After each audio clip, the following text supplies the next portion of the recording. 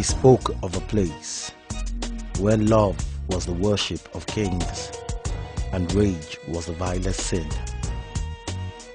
In this land, he traveled on the saddled back of unicorns crowned with silver horns, and the Pegasus whose hooves were gilded with gold and amber shoes, and of sands whiter than seashells, of the stars that glittered like diamonds on dark and moonless nights. He spoke of the kingdom where love was a god and lovers were saints, and nightingales composed serenades to bring back the souls of the undead from the depths of the hour of pain to the mirth of the garden of olive trees and bees, in which Aphrodite made an Eve from the labyrinths that made sour the desires in Cupid's quill.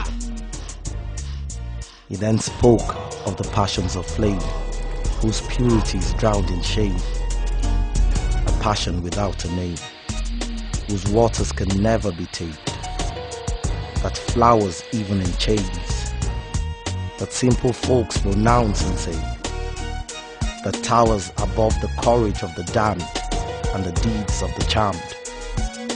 He found that blood is thicker than water, and love is stronger than blood, and virgins could be unchaste, and in a brothel could leave the heart of saints. He spoke of the rich fool that sought to buy honor, and the poor fool that begged for honor. He spoke of virgins, he spoke of saints, in both a passion reigns. He spoke of the evil of cages. Then he spoke of the reason for bonds and bridges, and of vows that shackles the essence of souls. Love for love's sake or love for sale. Love for love's sake or love for grace. If concealed, time shall reveal love's rage. Speak not the dialect of snakes, not even for love's sake. For it is only in suicide love avenges itself. If killed before its time, it dies forever, never to again smile. It dies forever. It does not fight for life, and only in death can it find rebirth, the sunny side of a poisonous suicide. Then he spoke of a solemn garden of dark and comely lips that sang hosannas and psalms and lived for the eclipse of dawns. For the day returns, escorted by the temper of storms, and the red birds of paradise with the proudest hue of beaks, that all the days of their lives are humbled by the mangrove swamp.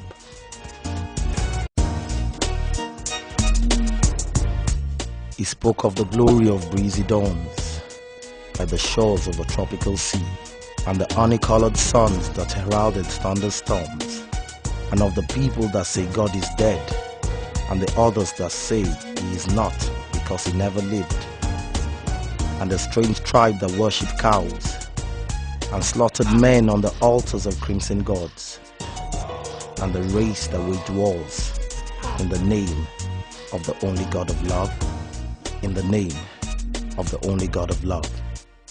And where the aged are scorned by the young, who will also get old in turn, of slaves that were born strong, and masters that shall die young, of the kind-hearted that did not live long, and the wicked that outlives their young, and a place where souls are sold for the price of a harlot's devotion. He spoke of the love that forgives, and the mind that never forgets. He spoke of the love that's stronger than sin, and all these sins the earth has seen. He spoke of the scented flower that blossomed in the very heart of a bitter battlefield, and the warrior that died for a virgin rose found in the vanquished's backyard, of parapets and moats, of mud dwellings and palm fronds, of spears and fears, and the tears we share within this sphere, beneath this atmosphere. He spoke to clear the smoke. He spoke of the beauty of the beast, Then he spoke of the beasts of beauty. He shared the tales of Triton and Poseidon in cities of glistening crystal beneath the whales and tireless waves, and the mermaids of the salty oceans, whose mansions were of stained glass, with pillars of the rarest blue marble enhanced with topaz and pearls, and of the swift tiger sharks that make prey of seals and stingrays on the great plains of the obscure deep, and the sea turtles that fly above submerged mountains, and of the flower of many colors that can only be found on the summit of aquatic hills, and how a rainbow shimmers at dawn in the firmament of the Neptune sky, of the sea beasts and sea folks, and men who have no souls. He spoke to tear the cloaks in the deeper masquerade of this moonlight dance, in this phrase between our birth and death, a phase of strife that mortals call life. He spoke of the many sides of this place we have found breath, and of the Lamb whose crest of mercy was perfected by death. He spoke of the moment of doves, the paradise of the Creator's rest.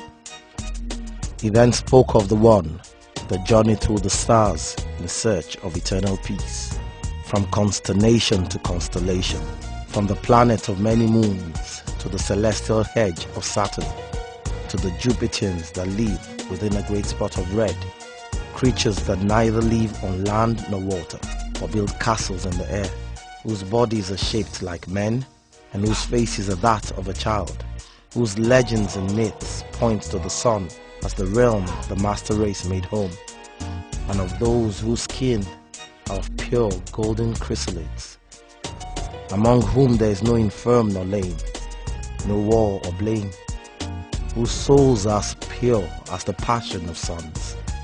He spoke of the untruth that warms and the cowardice of gods in this world of many wrongs.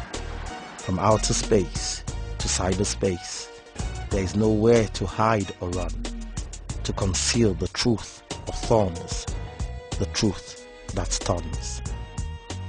Then he reached the crossroads of memories, of haunting remembrances, the confluence of melody and malady, where heaven and Hades embrace, and demons seek an angel's kiss.